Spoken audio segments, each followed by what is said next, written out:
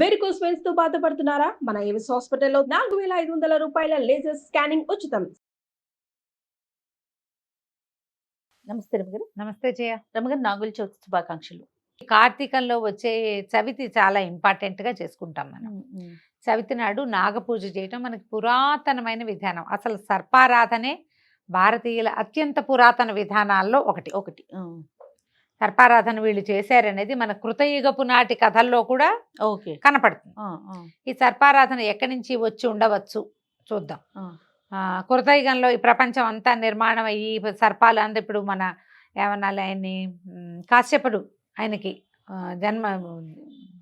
బ్రహ్మమానస పుత్రుడైన ఆయనకి రకరకాల జాతుల వాళ్ళతోటి వివాహాలు అయ్యి వాళ్ళందరికీ సంతానం వచ్చింది. కశ్యప ప్రజాపతి. ఆ కశ్యపుని యొక్క ఒక భార్య కుమారులే నాగులు. ఒక భార్య కుమారులు గరుడు, వాళ్ళు గరుడు అనూరుడు.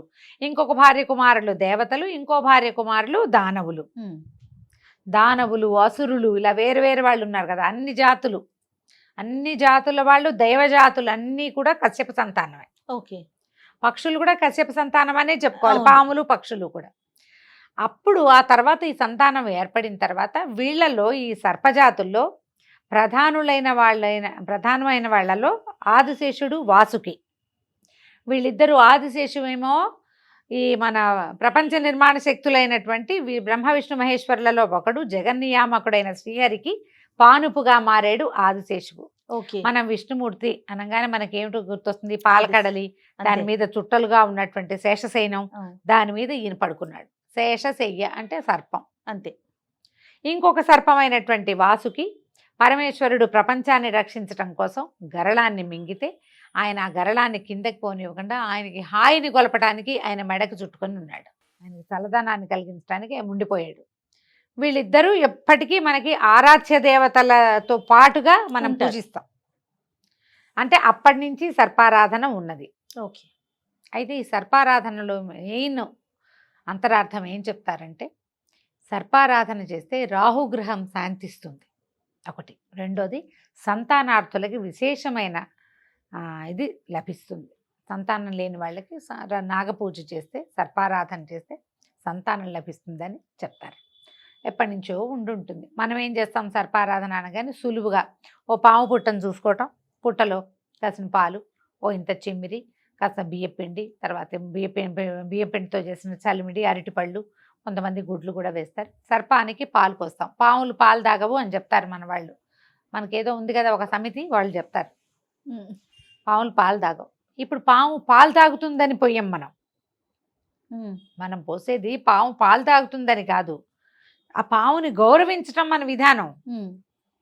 మనం ఇట్లా గౌరవించాలని మనం పురాతన కాలం నుంచి చెప్పబడి ఉన్నాం. అది మన బోధ. అది మనం ఎట్లాంటి బోధనకి తీసుకుంటామో అదే పాటిస్తాం కదా.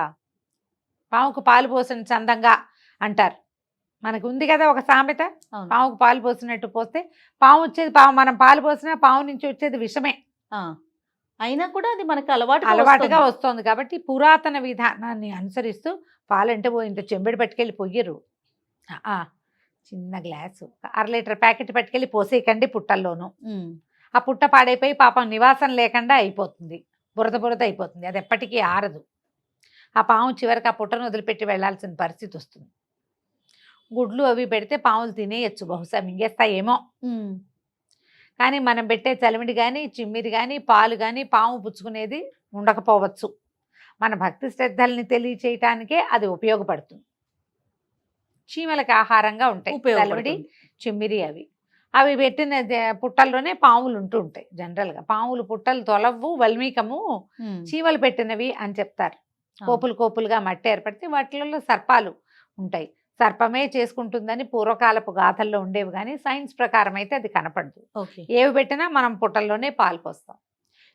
ఇలాంటి పర్వదినాల్లో ఏదైనా సంతానం లేని వాళ్ళు, పిల్లలకి చెవుల్లో ఇన్ఫెక్షన్స్ ఉన్నా, పిల్లలకి మాటలు రాకపోయినా ఈ నాగన్నకి మొక్కుకోవటం అనేది పురాతనమైన పద్ధతి. ఆ దేవాలయాల్లో ఇప్పుడు ఏం చేస్తారు, ఈ సర్పాలు ఇవి నాగప్రతిష్టలు కనపడతాయి. పుట్టేమీ అందుబాటు లేదనుకో, ఆ నాగప్రతిష్ఠ దగ్గరికి వెళ్ళే పాలు పోసుకుంటాం. కొందరికి ఇళ్లల్లో పుట్ట పెట్టుకుని పాలు పోసుకునే అలవాటు ఉంటుంది. గోధుమ పిండితోటో బియ్య పిండితోటో ఇట్లా పుట్టలాగా చేయటం, దానికి హోల్ చేయటం, దాని లోపల ఒక పాము నిపి గోధుమ పిండితో ఇట్లా సర్పంలాగా చేసి దానికి ఒక చిన్న పడగ 2 కళ్ళు పెట్టి సర్పాన్ని 3 చుట్టలు చుట్టి ఇట్లా పెట్టడం లోపల. ఓకే. దాని మీద ఈ గోధుమ పిండితో పుట్ట, దానికి ఒక కలుగు. ఇది గోడకి పెడతారు జనరల్గా, గోడకి కలుగు పెట్టి పోయటం. ఓ పుట్టకి వెళ్ళి పాలు పోసే అలవాటు లేని వాళ్ళు ఇంట్లో ఈ కలుగులో పోసుకుంటారు.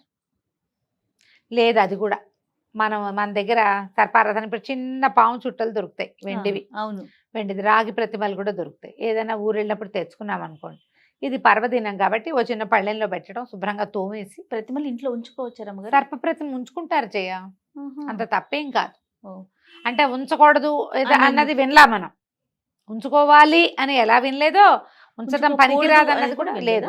సర్పాలు మనకి ఎప్పుడు చెప్పబడతారు, ఈ నాగ దోషాలు ఉన్నాయి అనుకో జాతకాలు, అవును, అప్పుడు సర్పం తెచ్చి పెట్టుకోండి, రోజు పాలు పోయండి, రోజు అభిషేకం చేయండి, కొన్ని నెలల పాటు చేయండి, ఇలాంటివి చెప్పబడతాయి.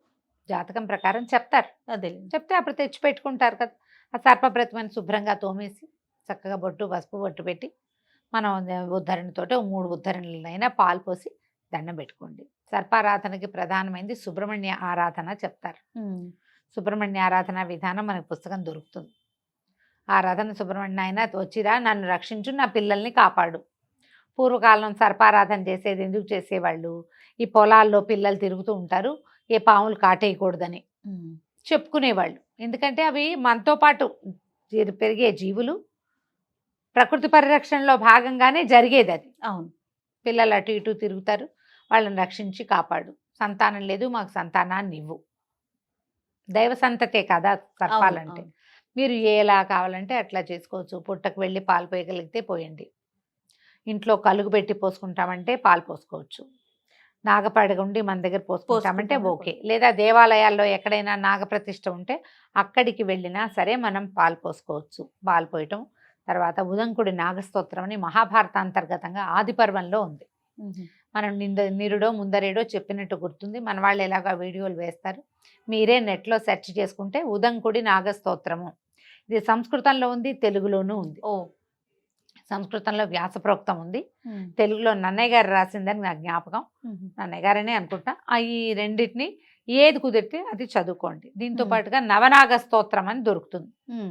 నవనాగ స్తోత్రం కూడా చదువుకోవచ్చు. ఇది పిల్లలకి మంచిది, సంతానార్థులకి విశేషమైన ఫలితం లభిస్తుంది.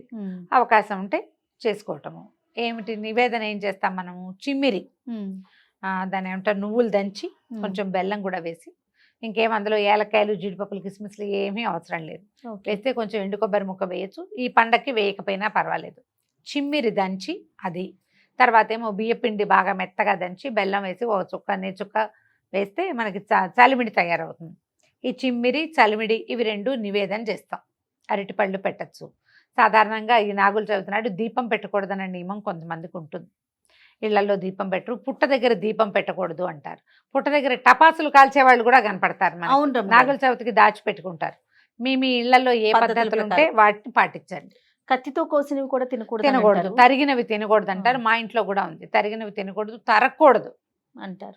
తర్వాత సాయంత్రం చీకటి పడ్డాక ఇంకా ఆహారం లేదు, పాము పడుకుంటుంది, అందుకని తినకూడదు. కరకర నవలకూడదు, జంతికలు గింతికలు అలాంటివి తినకూడదు అంటారు. పొట్లకాయలు కొయ్యకూడదు. అందుకని తరక్కండా చేసే కూరలు ఏ చింతకాయలు టమాటాలు పప్పులో పడేసి కుక్కర్లో పెట్టుకుంటాం. మనకు అవకాశాలు వచ్చాయి కదా, ఆ బంగాళదుంపలు కుక్కర్లో పెట్టేసి చిదిపి ఉప్మా కూర చేసుకోవచ్చు. వాళ్ళు ఉన్నాయి తరక్కండా చేసే కూరలు. తరక్కండా ఏ కూర, మీరు పాలు పోస్తే ఈ నియమం అమ్మా, మీరు ఏ రకంగా దేవుడికి సర్పానికి పాలు పోసినా ఇదే నియమం. రమ్మగారు, ప్రెగ్నెంట్ విమెన్ పోయకూడదండి, అట్లాంటి నియమం ఏమన్నా ఉందా? కొన్ని ప్రాంతాల్లో చెప్తారులే జయ, అట్లా కడుపుతో ఉన్న వాళ్ళు పోయకూడదు అంటారు, ప్రాంతాన్ని బట్టి. యాక్చువల్గా అంటే ఎవరైతే అంటే ప్రెగ్నెన్సీ రాదు అలాంటి వాళ్ళు పుట్ట చుట్టూ తిరుగుతారు, వాళ్ళకి మంచిది, వాళ్ళకి మంచిది. ఈ పుట్టమన్ను తెచ్చి చెవికి పెట్టుకుంటారు. చెవులకు పెడితే చెవికి సంబంధించినటువంటి ఇవి ఇబ్బందులు తొలుగుతాయి. మీకు ఈ పుట్టలో ప్రధానమైనది ఏంటంటే ఇది తొలవబడుతుంది, మట్టి బోలుగా అవుతుంది. పుట్టమన్ను చాలా హెల్దీ. ఈ పుట్టమన్ను మామూలు మట్టిలోంచే పుట్టని తొలుస్తాయి. అవి తొలిచినప్పుడు వాటి తాలూకు లాలాజలం నుంచి ఈ సర్పాల కదలికల వల్ల ఆ మన్నులోకి ఒక రకమైన కెమిస్ట్రీ జరుగుతుంది, అది మంచిది. అందుకని పుట్ట చుట్టూతా తిరగటం కూడా అందుకే చెప్తారు. అవును, ఈ పాత రోజులు ఏం చేసేవాళ్ళంటే ఊళ్ళల్లో ఓ పుట్టను సెలెక్ట్ చేసి చుట్టూతా ఉన్న చెట్లన్నీ కొట్టేసి ఖాళీ చేసుకునేవాళ్ళు. ఓ 3-4 ఇళ్ల వాళ్ళు అక్కడ పాలు పోసుకునేవాళ్ళు. ఆ మన్ను చాలా మంచిది. అందులో సర్పం ఉందా లేదా ప్రధానమైంది వ్యవహారం సంగతి ఎట్లా ఉన్నా ఆ తొలవబడిన మన్నులో చేరినటువంటి రకరకాల వీటి శరీరాల నుంచి వచ్చినటువంటి చీమల నుంచి, పాముల నుంచి కూడాను, సర్పాల నుంచి వచ్చింది కూడా, వాటి శరీరాల రాపిడి, తర్వాత వాటి తాలూకు విషం తాలూకు కొంత లక్షణము, కొంత రసాయనిక చర్య కెమిస్ట్రీ జరుగుతుంది ఆ మట్టిలో. అవునండి. ఆ జరిగిన దానిని చుట్టూతా మనం తిరగటము, దాన్ని ముట్టుకోవటము, అవి మనకి ఆరోగ్యం. అందుకే తప్పనిసరిగా ఏడాదికి ఒక్కసారైనా ఈ పని చేయాలని చెప్పేవాళ్ళు. ఊరందరూ ఇప్పుడు ఒకళ్ళనే చేయమంటే కష్టం, ఊరంతా చేసేటప్పుడు అప్పుడు సర్పం ఉండదు అక్కడ. ఇంత గోలగా ఉంటే అది వెళ్ళిపోతుంది. మీకు ఏది ఉపయోగమో ఆ దాని చుట్టూతా తిరుగుతారు, దానికే దండం పెట్టుకుంటారు, దాన్నే ముట్టుకుంటారు, ఆ మట్టే చెవులకు పెట్టుకుంటారు. బాగుందిగా, అద్భుతం, ఉపయోగపడే విషయం కదా. అవంతా చేయలేకపోయినా పూర్వాచార విధానంగా ఈ కొంత నియమాలైనా మనం పాటించవచ్చు. నాగస్తోత్రాలు చూసుకోండి, ముందే చదువుకోండి. ఒకవేళ మీకు సంతానం కనుక లేకపోతే, మీరు ఏదైనా IVF లాంటి వాటికి గోత్రు అవుతూ ఉంటే కనుక, మీకు దైవారాధన చేసుకోవాలని ఉంటే ఈ ఉదంకుడి నాగస్తోత్రాన్ని సంపాదించండి. స్కందోత్పత్తి చదివితే ఎంత ఉపయోగమో ఈ ఉదంకుడి నాగస్తోత్రం కూడా అంత ఉపయోగిస్తుంది. సంతానార్థులకి వరం లాంటిది అది. ఓకే, ఉపయోగపడుతుంది. అవకాశం ఉన్నవాళ్ళు, ఆసక్తి ఉన్నవాళ్ళు చదువుకోండి. తప్పకుండా. నమస్తే. నమస్తే.